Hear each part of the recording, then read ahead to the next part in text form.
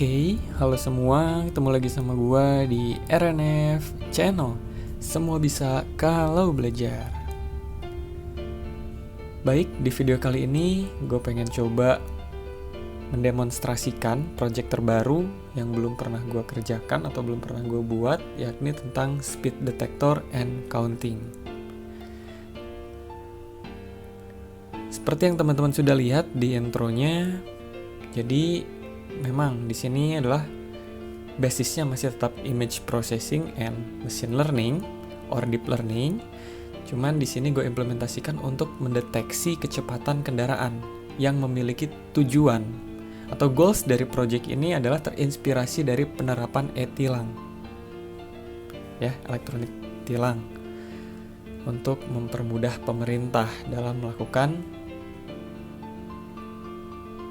atau menindaklanjuti pengendara yang suka ugal-ugalan kayak gitu ya. Jadi di sini di set dua buah ROI atau region of interest. ROI pertama itu untuk mendeteksi kecepatan start mula-mula, dan ROI kedua untuk hasil perhitungan atau displaying kayak gitu. Jadi latar belakangnya itu, klien yang satu ini ingin membuat speed detector, kemudian dia ingin improve sedemikian hingga supaya dapat diimplementasikan secara real time. Kan di sini masih sebatas simulasi. Seperti itu. Cuman di sini balik lagi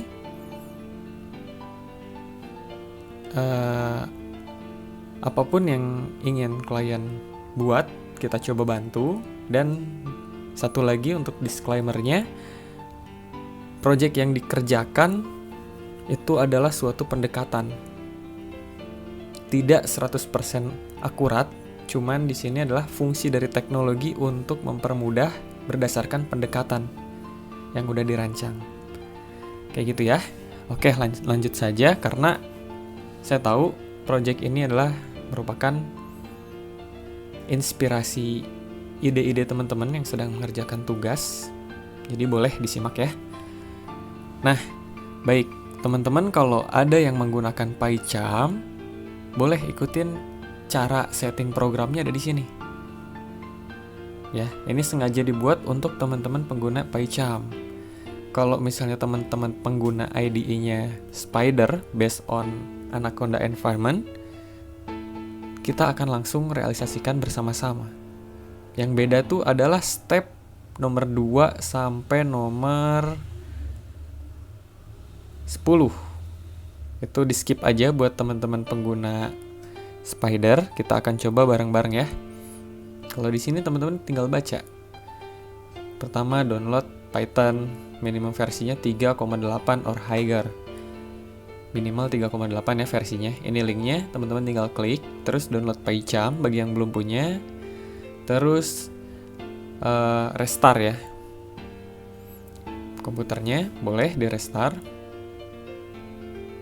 Terus buka aplikasi PyCharm-nya, klik open. Ini ada lengkap sekali ya, bisa diikuti panduannya. Terus yang paling penting adalah di sini teman-teman.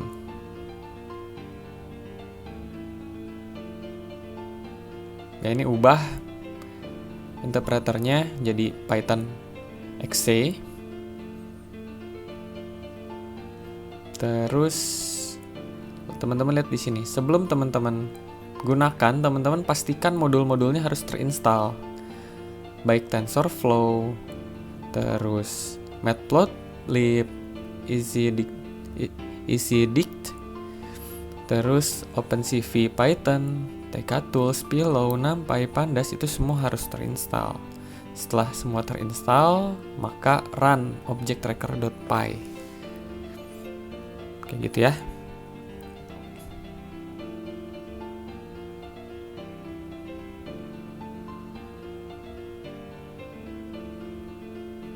Oke, di sini gue pengen kasih tahu teman-teman bagaimana cara untuk menjalankan programnya menggunakan aplikasi Spider andalan.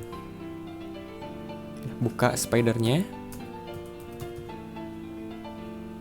Spider, Ditunggu beberapa saat sampai muncul workspace-nya.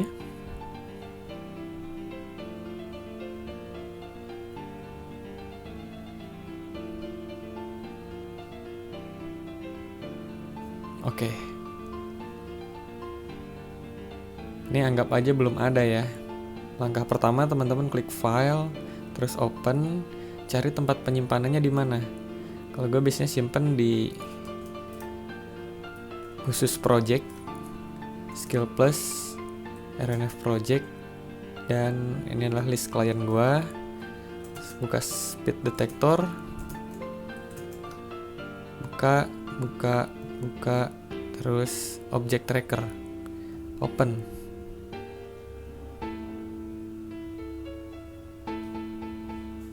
Oke ya, di sini adalah main programnya. Terus teman-teman bisa amati di sini. Ada apa aja di sini, coba kita lihat. Oke, main pad-nya ada di sini.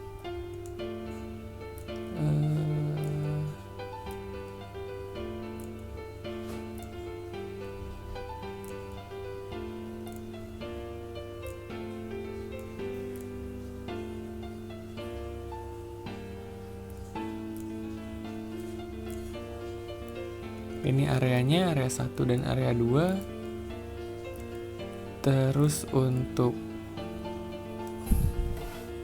perhitungannya ada di sini. Distance 1. Ya, perhitungannya ada di sini.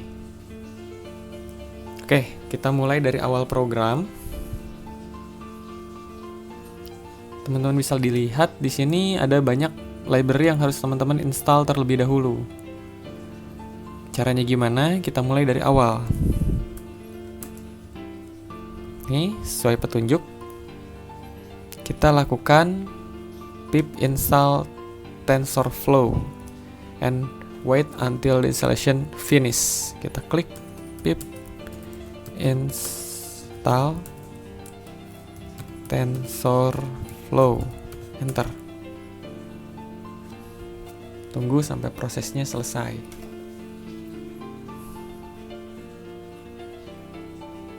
Memang TensorFlow ini agak sedikit berat ya.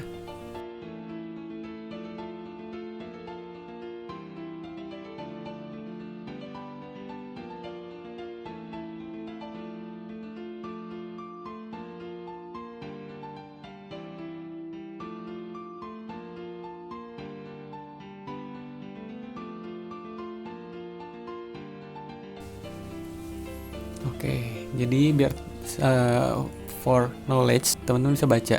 Pip adalah singkatan dari pip install Python atau pip install package.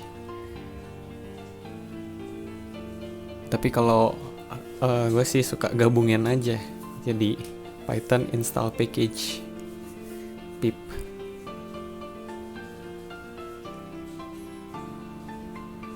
Masih belum bergerak.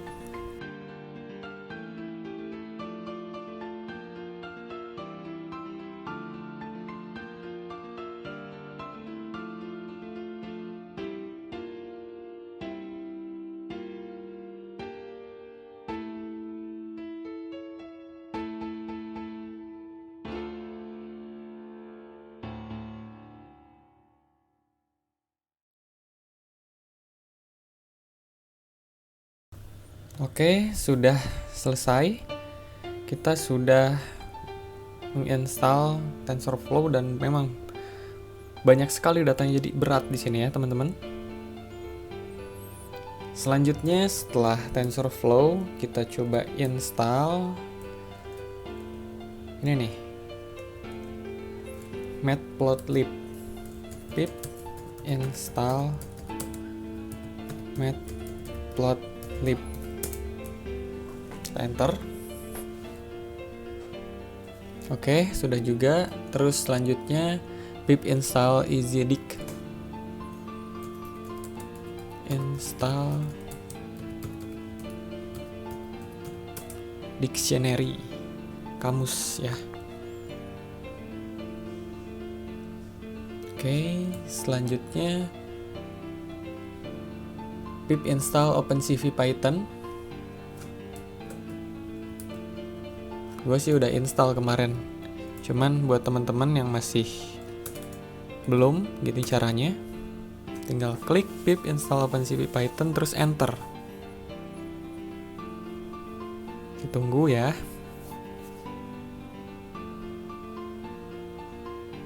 Soalnya di sini library yang berat itu cuma 2 sebetulnya. OpenCV dan TensorFlow as machine learning. Oke, sudah successfully installed. Terus yang ini, TK Tools. Pip install TK Strip Tools. Enter.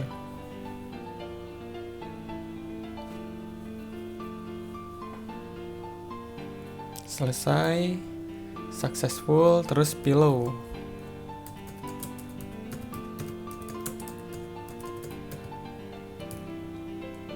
Oke.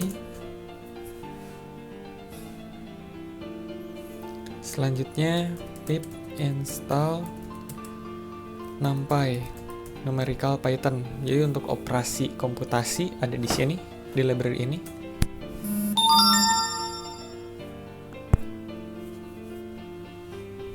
Oh, kurang typo ya, install.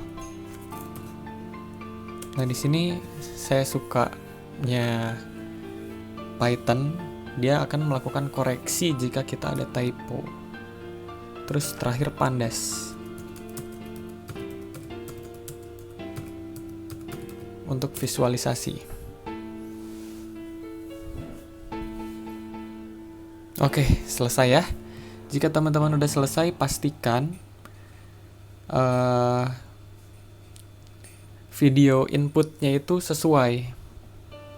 Namanya sesuai di sini ya, data tes 1.mp4 video path. Teman-teman cek di sini, folder.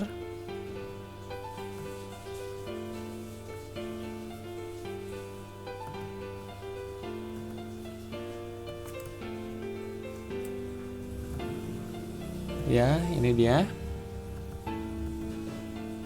Oke. Di sini namanya data tes 1, data tes 2 itu sebagai input video. Ya, di sini data tes 1, jadi kita cek sebelumnya, sebelum dan sesudah. Close. Nah, jadi ceritanya seperti ini, klienku tuh pengen mendeteksi kira-kira kecepatan mobil yang melintas itu berapa sih. Ya, di video ini hanya untuk mendeteksi kecepatan dan melakukan perhitungan. Mungkin di next video setelah ada improvement project akan dibuat sistem yang dapat menghitung berapakah jumlah pelanggar dan juga mobil akan langsung di crop mobilnya supaya terlihat plat nomornya di situ. Jadi pemerintah dapat dengan leluasa melakukan surveillance terhadap pengemudi yang tidak taat aturan. Nah, ini sebelumnya ya. Sebelum dilakukan penerapan sistem detektor, speed detector adalah seperti ini.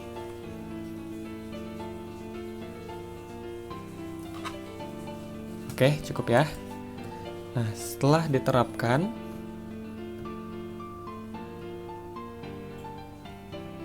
nanti teman-teman akan lihat di akhir.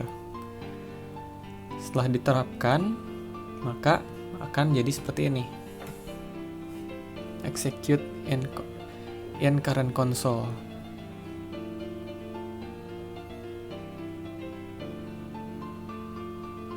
Oke ya, execute in current console, terus working directory settingnya, the directory of the file being execute. Nah, pastikan eksekusinya tuh satu folder ya, dengan tempat penyimpanan filenya. Skill plus, project, speed detector. Oke, masuk folder, masuk di sini ya. Select folder, kita run.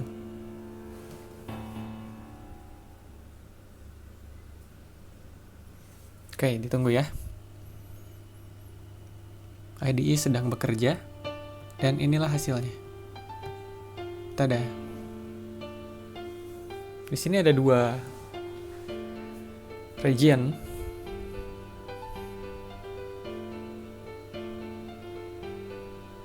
Oke. Ada bagian ROI 1 dan ada bagian ROI 2. Kenapa ada 2? Jadi yang satu ini adalah region of interest yang bertugas untuk menghitung waktu mula-mula. Karena apa? Karena perhitungan speed di sini adalah jarak dibagi waktu. Jadi kita untuk mengetahui kecepatannya, kita harus ketahui jarak dan waktu tempuh si mobil ini berapa. Nah, untuk mengetahui waktu tempuh, ini adalah start dari region 1 dan selesai di region 2. Jadi tinggal dikurangi. Waktu akhir dikurangi waktu awal mobil tiba. Terus untuk menghitung waktunya, untuk menghitung jaraknya di sini adalah dilakukan pendekatan. Jarak tempuh antara titik A, region A dengan region B itu kurang lebihnya kita kasih pendekatan sejauh 50 meter. Seperti itu teman-teman. Ya, terus notice aja buat teman-teman kalau setiap penempatan atau positioning CCTV itu settingan ROI-nya beda juga, nggak sama. Contoh, ini udah di sini ya. Contoh, jika teman-teman coba masukkan positioning kamera yang berbeda.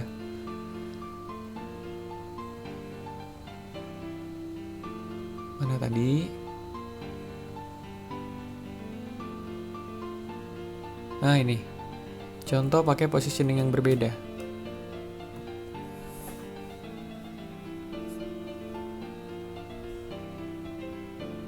Nah, hasil yang ditampilkan pun tidak sesuai dan sistem tidak akan mendeteksi secara akurat.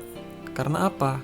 Karena positioningnya juga tidak sesuai. Jadi kita harus ubah setiap regionnya untuk setiap kamera.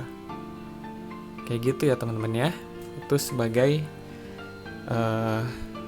notice buat teman-teman. Jadi kita kembali lagi ke data 1. Seperti itu. Nah, teman-teman bisa sesuaikan di sini. Jika teman-teman ingin menerapkan sistem secara real time, maka teman-teman ubah di bagian jaraknya. Jarak di sini adalah yang menentukan nilai kilometer per jamnya.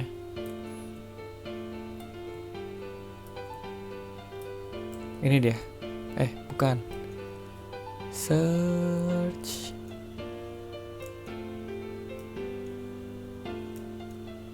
Nah ini, distance. Ini kan pendekatan awal gue anggap 50 meter jaraknya ya. Maka kalau misalnya kita coba kasih perkiraan, bukan 50 deh, kita kira-kira misalnya 70 meter jaraknya. Maka hasil speed yang dihasilkan pun akan berbeda juga.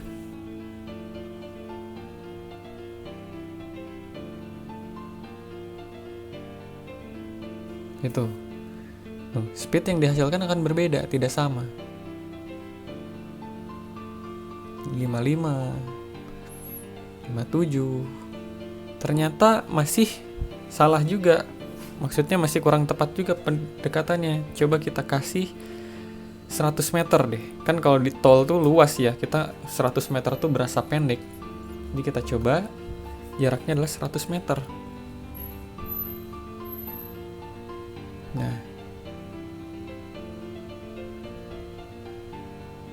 Nah ini sudah ideal.